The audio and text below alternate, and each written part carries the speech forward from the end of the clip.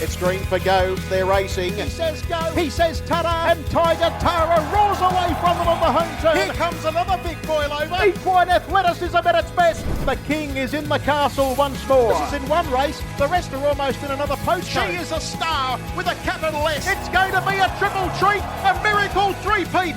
Ladies and gentlemen, you have witnessed history here at Menangle. What about that? It's getting right up on the sprint lane and it's going to bolt in. Hello and welcome back to the Menangle Angle. My name's Jessica Watkins and joining me is David Wonson, our General Manager for Racing Operations. Well, Warner, a big 8-race card coming up from Club Menangle on Saturday night. How much are you looking forward to it?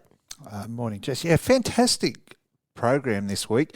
We mentioned a little bit last week, probably not as strong as the week before, but we knew this would kick up again. Discovery next week, only a couple of weeks away from the Eureka, but this week's program's incredibly strong. 2 divisions of the 95, both very competitive races, 2 divisions of the 80. That first 80 is a really, really strong race and highlighted by the Alf Phillis Free-for-All. What a fantastic race that's brought together.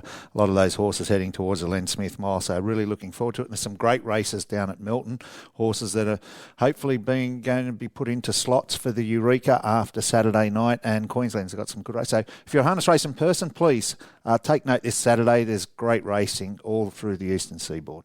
That's right, great racing coming up from the eastern states here. And well, last Saturday night we saw an absolutely spectacular display from Max Delight. 148.9. We're in winter. The weather was cold outside. We'd had rain overnight. We'd had rain throughout the day. It was just incredible to see what $1 Million Max was able to do last Saturday night. Yeah, 148.9. It was incredible, and he was just trucking at the end. There were some good horses in that race, and halfway up the straight, they were struggling just to stay anywhere near him.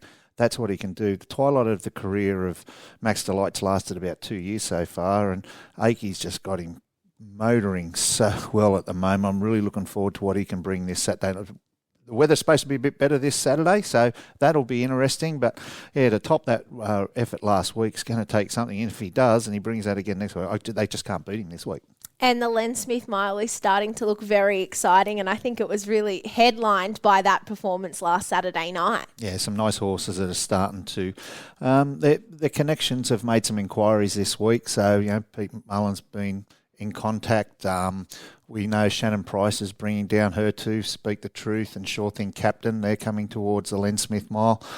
So really looking forward to this race here in a couple of weeks. I Keep Smiling's another one that Luke McCarthy's earmarked for it. So, yeah, what a fantastic race we're going to have here in a couple of weeks. Aside from the Eureka, the Len Smith Mile is going to be fantastic. Well, on today's show, we have 2 guests lined up. We've got Brad Hewitt, who has a nice team of 4 horses set to contest Saturday night's meeting, and then KerryAnn Morris from Lucky Lodge. She has 10 horses engaged across Saturday night's card. So we're going to catch up with them both to go through all of their runners ahead of our card on Saturday. And then after that, we're also going to take a look at the Latham Electrical Alf Phillis Free-for-All, which is the feature event on the card. And then we'll get stuck into our best bet segment as well. So let's get stuck straight into it. Well, our first special guest on today's edition of the Menangle Angle is joining us all the way from Goulburn. Brad, how are you this morning? Good, Jess. How are you? Good, thank you. It's great to have you on the show. I do have to ask, is Goulburn colder this morning than what Sweden was, or does Sweden take the cake there? No, it's actually nice. I've had a pretty good week, to be honest. But, yeah, it was definitely a cold, miserable time over there. Oh, mate, you seem to be loving it. I could see that in your face when they were interviewing a few times. You had the icicles developing off the eyebrows. Did you get used to the herring and the lollies over there? I'm sure you would have. They have nothing on what we've got over here. A bit of trout or a bit of whiting or a bit of brim. That herring must have been delicious while you're in Sweden. Yeah, no, I tried to steer clear of a few of the delicacies, mate. Just stuck to the beans and bacon and a bit of chicken. Just tried to stick to a bit of normality anyway. Good old Warnie food. Warnie always used to go with Shane Warne when he used to go over, where's the baked beans and where's the Vegemite? So, yeah. So you can't get crook off them, can you? Nah. Staple diets here. Well, Brad, you have a very nice team of 4 horses engaged this Saturday night at Club Menangle, and your first engagements come up in the Alf Phillis Free-For-All, Captain's Knock and Horn Player. The barrier gods have not been kind here, barrier 9 and 11. How are both of these runners heading into the event? Really good, Jess. I couldn't be happier with either of them, to be honest. Like, Horn Player, I think he hasn't been out of a place for probably a dozen starts, I think. And all season he's been in really good form. He's done a great job and, come up with a terrible draw. But anyway, I can't do much about that. And then, the other fella, he went really good. First start back from the Dominion, and then, he's come up with a bit of an ordinary draw too, but I think he's come on again since that run, and it's just a shame he's drawn where he has, but I think he'll run a really good race. Mate, we're just talking about Captain's Knock. I was on the morning line this morning on Sky Channel. This horse has got a Group 1 win in him very shortly in open class company. He's been one of my favourites. I know he's copped a few knocks though, hasn't he, Brad, over the last 12 months or 18 months, but unfairly so. Like, he's just such a good horse. He's won about 3 in a Dominion heats, performed so well in those. You've got a horse called Leap to Fame up there that's pretty good that wins them. But this horse has got a Group 1 win him very shortly, hasn't he, one of these good races? Mate, don't go sucking up now. I heard you in an interview. You tipped Kingman, you went against it, so don't come crawling back now, mate. I did too. I was like dirty on myself, and he paid $6, and I was like kicking myself all night about that. And I'm glad like a few of the boys weren't here to give it to me either. I was waiting for Josh or Jared or someone just to absolutely smash me up, like come from the blind side and put me over the sideline. That's what I was waiting for. Mate, we go to race 6. Well, a horse named after yourself. Here we go. Hollywood Strip. The 2-year-old. First of all, it's good to see a 2-year-old stand up on a Saturday night, 20,000. That's not a feature event. 6 last start winners in this, Brad. I watched this horse go around at Wagga. He looked like he was going quarters in 35. Honestly, that first lap looked like you were getting working at him the whole way.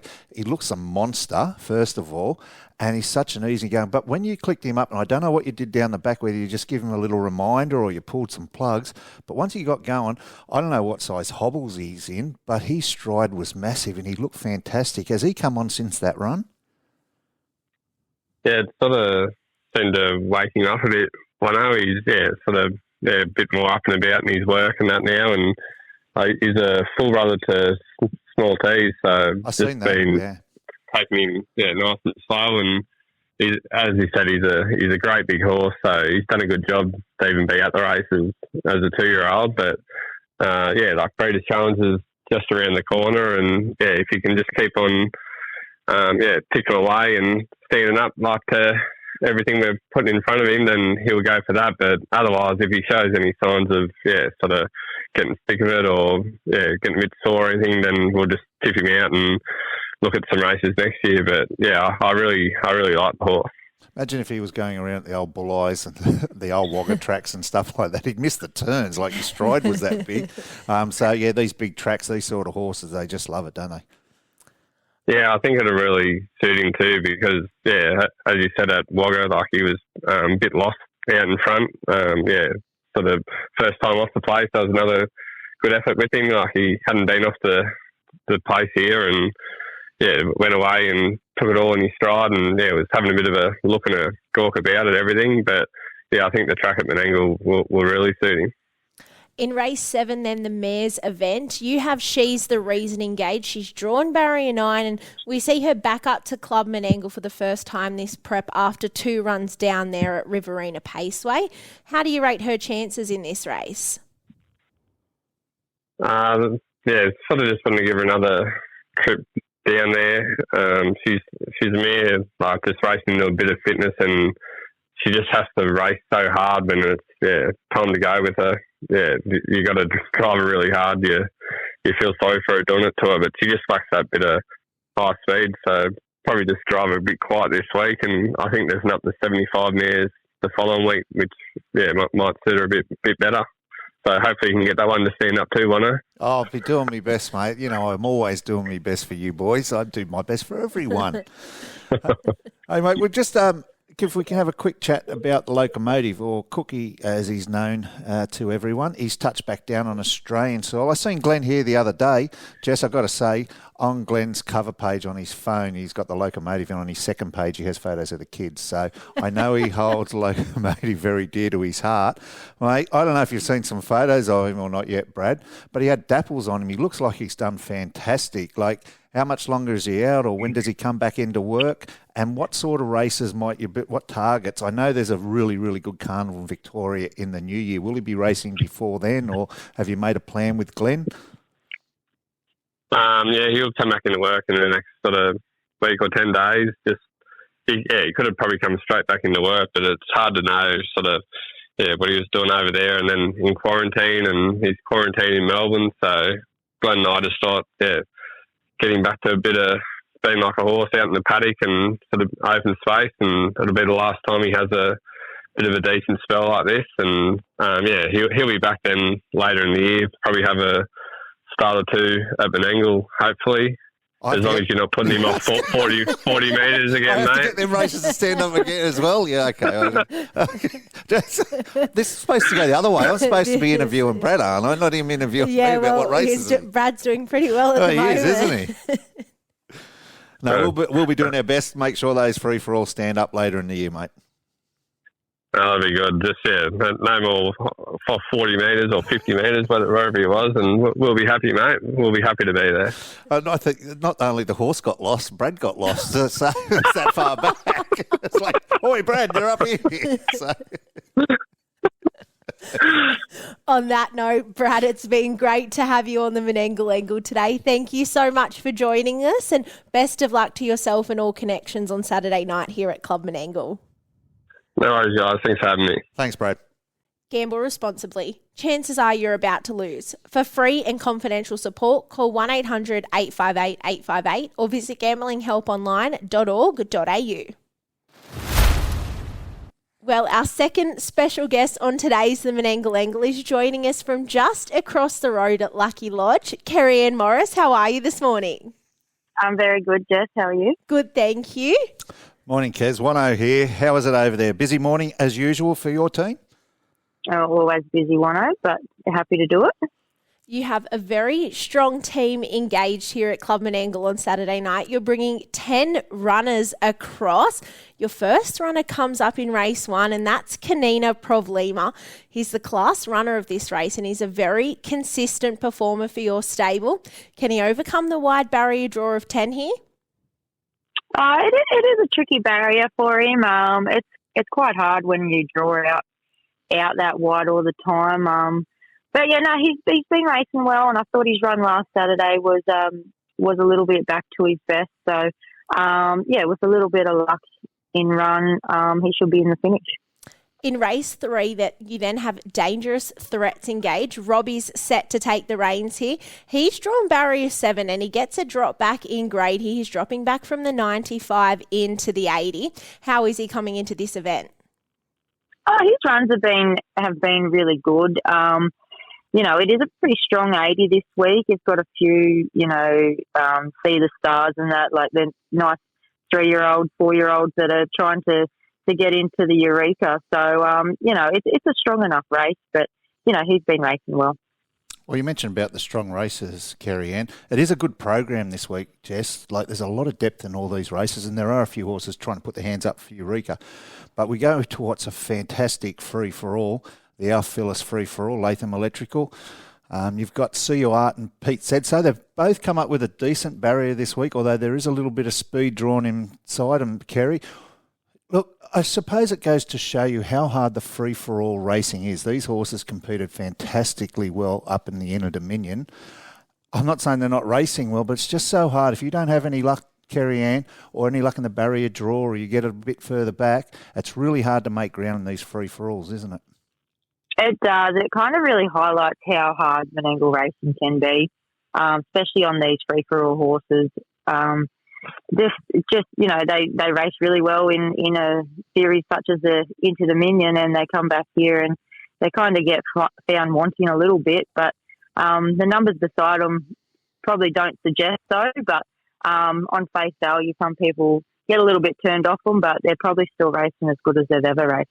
Oh, and they always do. And Pete said so. And see Art, what a money spinner he's been for Josh and Alicia. Just fantastic. He still hasn't won a race for him, but he's won like $150,000, Jess. Just third in an fantastic Inter-Dominion pacing final as Pete well. said so, or Nigel as he's affectionately known. Nigel, yeah. Over $500,000. What a fantastic money. You'd like a stable full of him, wouldn't you, KerryAnn?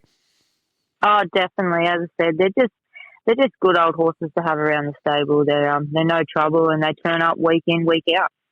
We go to the 2-year-old, and it's good to see a 2-year-old here on a Friday night, a Saturday night. God, I still say Friday night after all them years. A Saturday night, which, other than feature events, doesn't happen all that often. And look at the depth of this. We've got 6 last start winners. KerryAnn, you've got 3 in it yourself. I know you've got a bit of opinion of a couple of these. I Can Ear Armour, if I said that correctly. I'm just having a look at it. I Can Ear them all. That'll do. I can hear them all, yeah. Yeah, I knew that. Don't tell Alex I said that. Lochinvar Leader was a fantastic effort here against the older horses the other day. And between decks, also I think Alex Smith's a part of that horse. But it is an extremely hard 2-year-old race this week, isn't it? It is a strong 2-year-old race this week. There's a lot of depth in it. As I said, Lochinvar Leader, he's backing up from Monday. But he was a good winner on Monday, and, you know, these $20,000 2-year-old races don't come up that often. So you got to jump at it when you can. But yeah, no, I you know, between decks, he's also a nice enough 2-year-old that's coming back. And he's come up with a really good draw, so he's going to get a good suck along in this race. In race 7, in the mares event, you then have number 4, Nothing But Way. She's stepping back up to Menangle grade after 2 last start wins out there at Penrith. How do you rate her chances here? Yeah, she's probably a little bit up in grade. She's got good Penrith form, but we're going to dip her toes into Menangle just to give her a taste of it. We did that on a few Tuesdays ago. And I think then going back to Penrith, it actually made her a little bit stronger. So we're just going to try her Saturday nights for a few weeks and see, you know, if she can mix it with the stronger girls. What you said there too is so true, KerryAnn. Horses come here, they race here, and you dip their toes into it a little bit. But when they go back to the Newcastles and Penriths, more often than not, they just win, don't they? Getting that experience of running the 52s and 53s and the harder horses here, it just helps them so much when they go back to the provincial circuit, doesn't it? Well, they just get a little bit stronger and a little bit more confidence out of the racing, and it is it's a stepping stone for them to do that, and then head back to Menangle and keep building themselves. In the final event of the night, we see 2 very consistent performers for your stable then step out in Outer Baron Jensen and Sunny G, and it wouldn't be a surprise to see either of these horses in the winner's circle, would it, KerryAnn? No, definitely not. Outer Baron Jensen, he was a really good run last Saturday when they went 54. He trucked along the fence, and old Sunny G, well, you know, he's one of those horses that pops up at big odds at various times. So it wouldn't be surprising to see either of them in the winner's circle. Well, you mentioned about Sunny G, and here's a stat, Jess. This is fantastic. Like, here's a horse that's still in the 85 grade, but he's won $110,000 in the last 18 months here at Menangle. He's won 4 races out of 60 starts. He's got about 20 placings.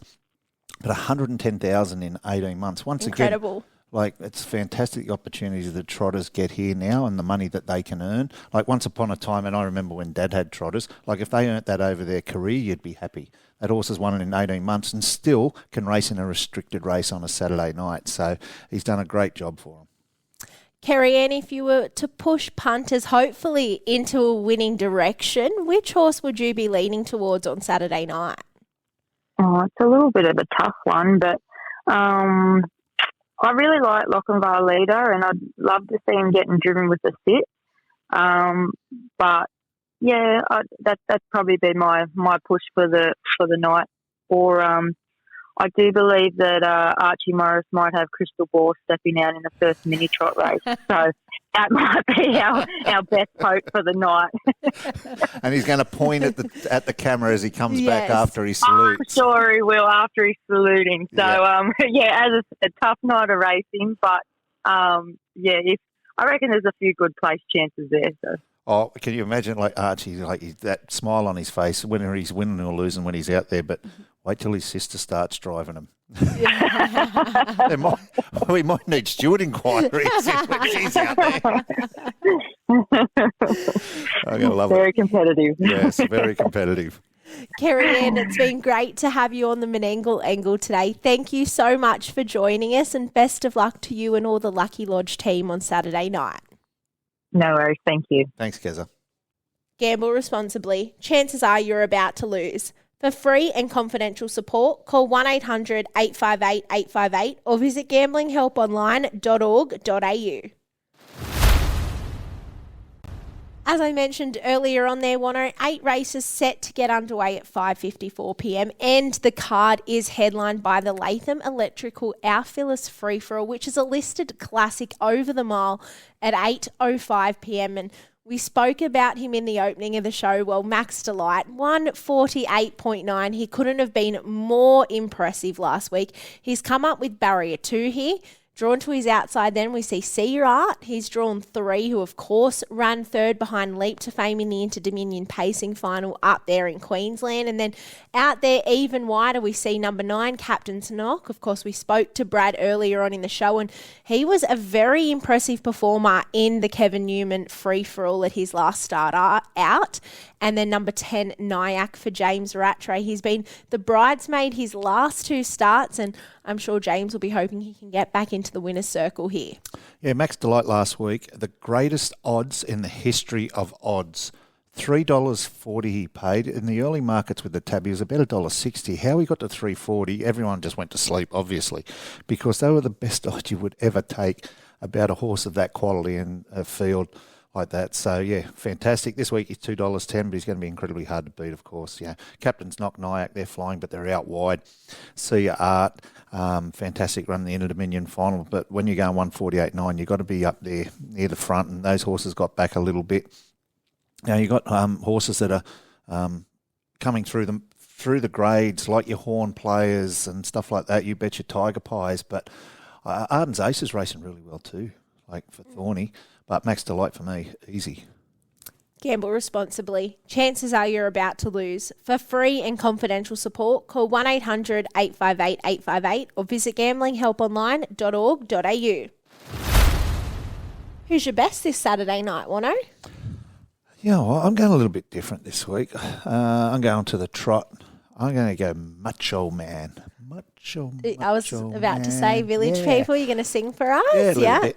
I want to be a macho man, and I want to be on Macho Man's side this week. He comes second last week in a really strong free-for-all. I'm Bobby's arguably one of the best trotters in Australia at the moment, and he beat home 2 very, very, very good trotters. Out of Baron Zeus was one of those. He beat home Toro Stride. They're really good trotters, and he beat them fair and square home. If he brings that form, he had a win before that in one of these races, before he had a little bit of a let-up. He brings those 2 last starts. This incredibly hard to beat in this race. My best bet comes up in race 3, number 5, See the Stars for Jeff Webster and Will Ricks. And of course, they're making the trip up from Victoria with eyes on a potential Eureka slot. And I definitely think he has what it takes to take out this up to 80 event. And that's why he's my best bet. Wano, who's your next best? Oh, everything old's new again. I'm going back to one I've tipped occasionally. He hasn't delivered, but God, he gets back into a good race here. He's in the 2nd division of the 80 in race 4, and he's been racing in 95s, and that's a horse called Vite Monet. Cameron Hart's got the drive. He's drawn midfield. It's an even field, but he raced in a very strong 95 last start. He gets back into the 2nd division of the 80. I think they've been waiting for him to probably drop back a grade, which he gets to now. I think he'll be each way value, and this is his race. My next best comes up in race 2 here, and I've gone the way of race 2, number 5, Dance and Deliver for Peter and Hannah Rickson. I know it's one that you often tip here, but I can see a bit of gate speed off this front line, and we know that he loves a quick early tempo where he can just slot in and then come home with one devastating burst. So I think if there's a bit of speed on front, he'll definitely be able to run into this contest. Who's your value play on Saturday night, Wano? I know we've been talking about how important barriers can be, but I'm going from one from a bit wider in this. In race 1, let's look for a bit of value early, is Major Perry. Third in a very, very strong race last start. War Damn Buddy, I think, and Horn Player finished first and second, and he beat the others pretty comfortably. There's no War Damn Buddy, there's no Horn Player in this race. It's a very, very strong 95, but there might be a bit of early burn in this. If there is, I think Major Perry comes into this fantastic, and he's got the king. He's got Luke McCarthy driving him. That doesn't hurt either, just at each way value. And I'm sticking with my same value play as I did last week. Race 7, number 2, our Sadie K. She ran 6 in that Norm's Daughter free for all last week for the mares, and I think she gets back into the 85 here, drawn lowly there in 2, and I think she's a very strong chance at what hopefully should be a bit of value as well. Gamble responsibly. Chances are you're about to lose. For free and confidential support, call 1-800-858-858 or visit gamblinghelponline.org.au. Well, Wano, we'll be back again next Thursday for another edition of the Menangle Angle, and of course we'll then only be 2 days away from the Discovery Stakes. So it's going to be a big show. We'll try to catch up with as many participants as we can that have runners engaged in that Discovery Stakes, and you can really see that the Eureka is just around the corner now. Yeah, and really important with that Discovery Stakes is, although winning it doesn't guarantee you a run, if there's a couple of slot holders that haven't made a choice yet, a couple of those is the Tab, Cordina Racing. I know Kevin will probably go his way with one of his horses, and Team Sav will probably go with one of their horses. Aaron Bain, I don't think's made a decision yet, so I think it could come down to a race like that. So, and what it does do, the top 4 horses, or the 4 placed horses that don't make that final field, will be the emergencies for the Eureka and guaranteed a run in the Stockade. So it's a really important race if you've got a 3 and 4-year-old Australian bred to look at, and I'd love to see a really strong lot of nominations in that race. Well, Wano, it's been great to catch up with you today. Thank you so much for joining us on the Menangle Angle. We'll catch you again next Thursday from wherever you listen to your podcasts.